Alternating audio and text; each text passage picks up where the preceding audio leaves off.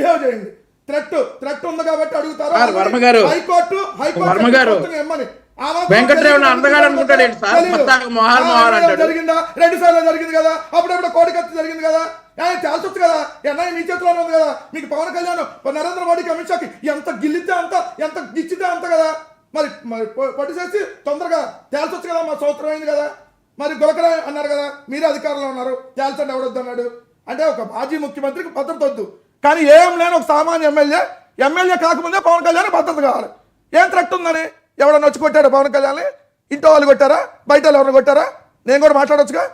So మీరు మాట్లాడితే ఒకటి, నేను మాట్లాడితే ఒకటి అంటే ప్రజలకు చూస్తారు. సో ఎవరికైనా సెక్యూరిటీ కావాలి, లోకేష్కి ఇవ్వాలి, పవన్ కళ్యాణ్కి ఇవ్వాలి, థ్రెట్ ఉన్న అందరికి ఇవ్వాలి. అలానే జగన్మోహన్ రెడ్డి గారు కూడా ఇది మినిమం బేసిక్ సెన్స్ తెలుసుకోండి సార్. కృష్ణాంజలి గారు, వర్మ గారు మన డిబేట్ లో కీలకమైనటువంటి ఒక పాయింట్ కూడా చెప్పారు కాబట్టి మీకు సమయం కూడా లేదు కాబట్టి, అధికార ప్రతిపక్ష పార్టీలు రెండూ కూడా అండి మీరు గమనించండి, 5 ఏళ్ల పాటు రాజకీయము ఎమోషనల్ డైలాగ్స్ తో వీటితోనే నడిపించాలి, ప్రజా సమస్యలు చర్చకు రాకూడదు అనేటువంటి దాని మీద ఇద్దరు దొందేనండి. ప్రతిపక్ష పార్టీ అంటే ప్రతిపక్ష పార్టీ వీళ్ళు రప్ప అనేది ఏంది, రెచ్చగొట్టేటువంటి వ్యాఖ్యలు చేయటం, వాడు ప్రజా సమస్యల మీద వాళ్ళు పోరాటం చేయాలి. ప్రతిపక్ష వాళ్ళు వీళ్ళేమో దాన్ని పెట్టుకొని తొక్కదీసి నారదీస్తామని వీళ్ళు చేస్తే కరెక్ట్ అని వీళ్ళు మాట్లాడటం. ఇద్దరు కూడా రాజకీయ పరమైనటువంటి అంశాలు మాట్లాడుతూ ప్రజా సమస్యలు చర్చ రాకుండా చేస్తున్నారండి. ఇద్దరు దొంగ వాళ్ళు చేసినటువంటి అప్రజాస్వామికమైన చర్యలే ఈ కూటమి ప్రభుత్వం కూడా చేస్తుంది.